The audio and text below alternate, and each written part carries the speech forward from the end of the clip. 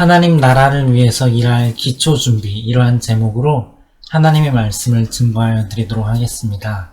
본문은 고린도후서 6장 7절의 말씀입니다.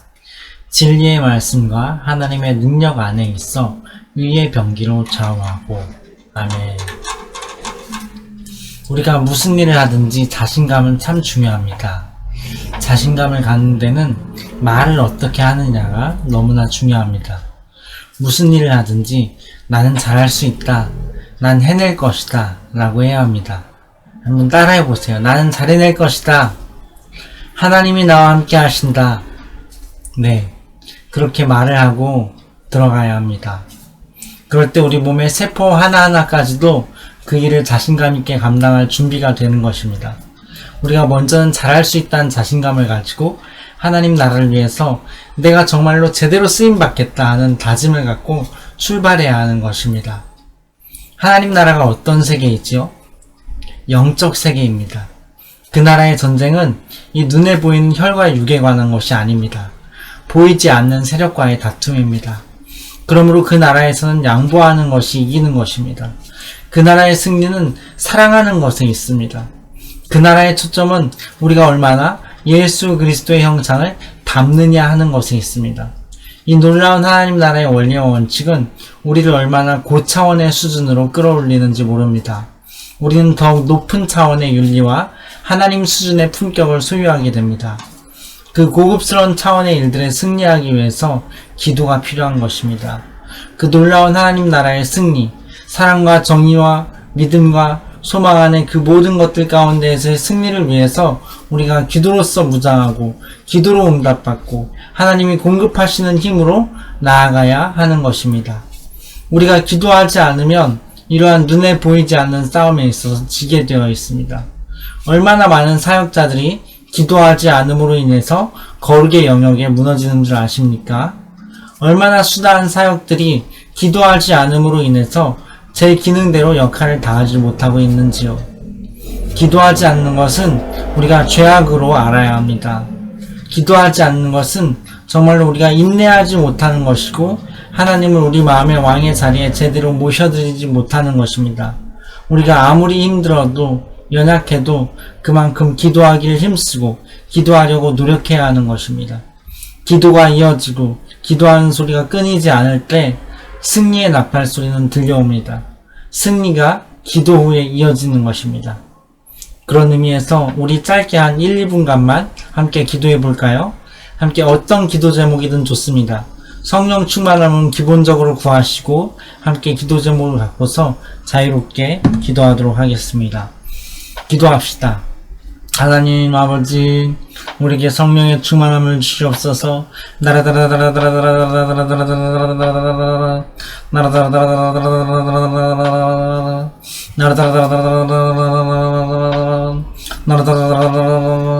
주여, 주의 능력을 우리에게 부어주시옵소서.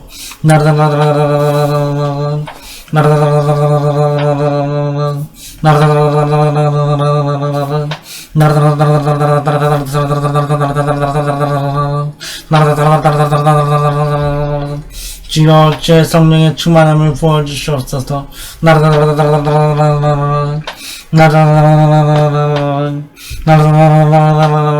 주여, 주의 성령의 충만함을 우리에게 부어주시옵소서.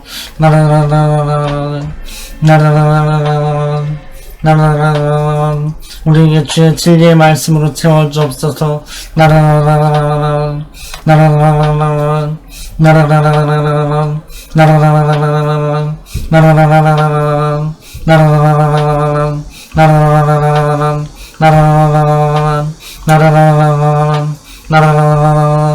아버지여, 주여 우리를 도와주시옵소서.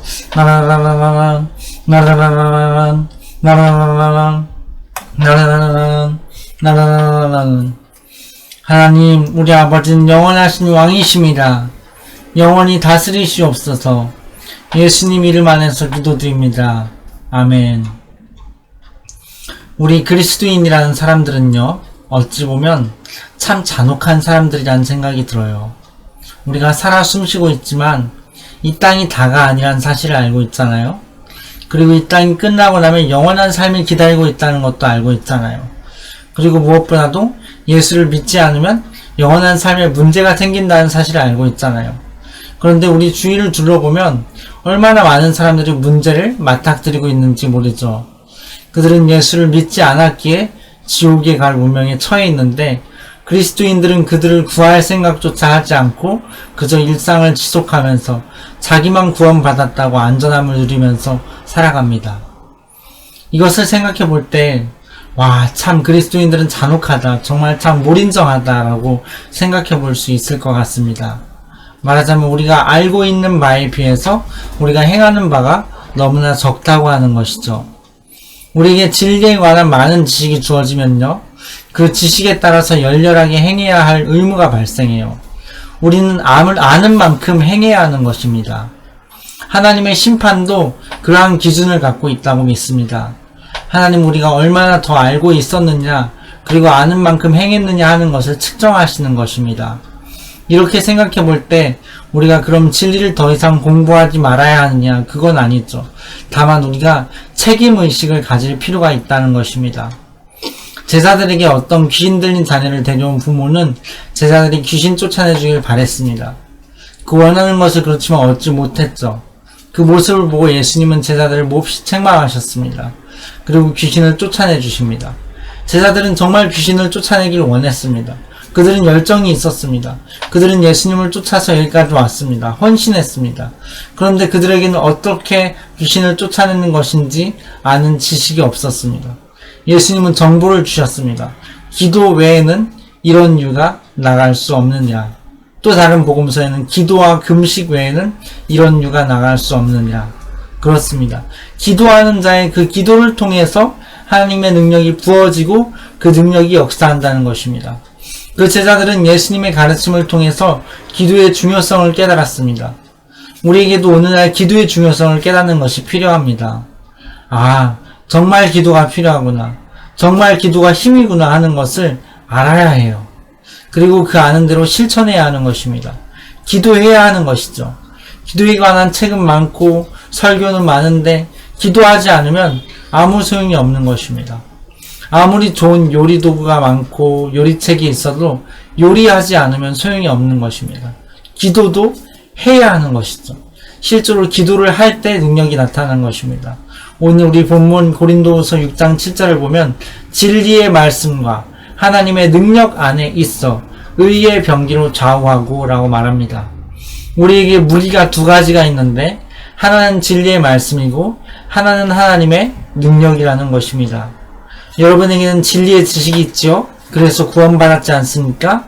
지금 곧 초신자에게 복음을 설명하고 예수님을 영접시키려면 할 수 있겠지요? 할 수 있어야 합니다. 그 기초적인 준비가 되어 있어야 하는 것입니다. 언제든 어디서든 해낼 수 있어야 합니다. 그러한 십자가와 부활의 진리의 복음의 무기를 가져야 하고, 또 하나는 하나님의 능력을 가져야 하는 것입니다. 이 능력은 기도로 받는 것입니다. 다른 것으로 가능하지가 않습니다. 기도 외에는 이런 유가 나갈 수 없는 것입니다.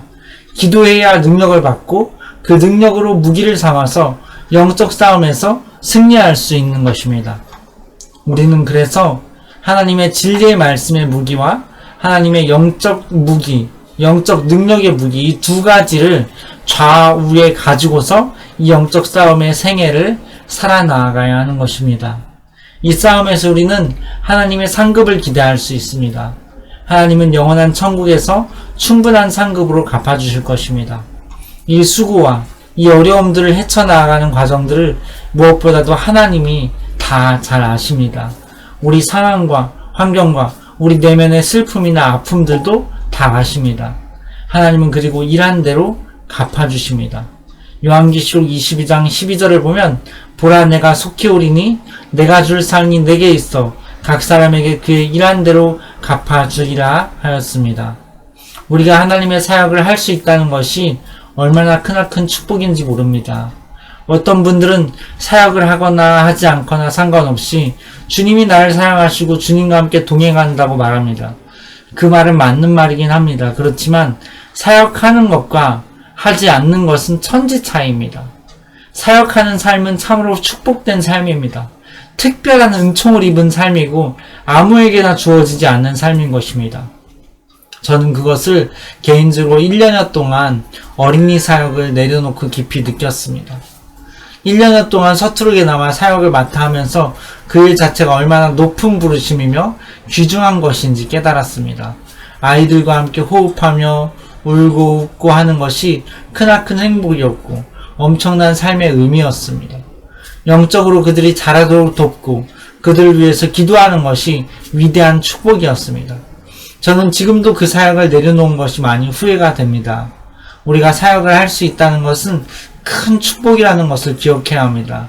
하나님께서 특별히 부르셔서 맡겨주신 일입니다. 사도 바울의 경우 그는 그 사역을 하기 위해서 하나님께서 모태로부터 택하셨습니다. 그를 영원전부터 사역자로 택하셨습니다. 예레미야의 경우에도 모태로부터 택하셨고 영원전부터 선지자로 부르신 것입니다. 오늘날 우리는 다를까요? 우리도 같습니다. 우리가 무언가 사역을 맡고 있다는 것은 하나님께서 그 일을 하게 하기 위해서 시간이 창조되기 이전부터 우리를 부르셨다는 뜻이 되는 것입니다. 그 엄청난 사실을 이해할 수 있겠습니까? 하나님은 우리를 그저 부르신 것이 아닙니다. 엄청난 계획과 예지 속에서 부르시고 일을 맡기신 것입니다. 그러므로 우리의 어떠함 때문에 낙심하지 말도록 합시다.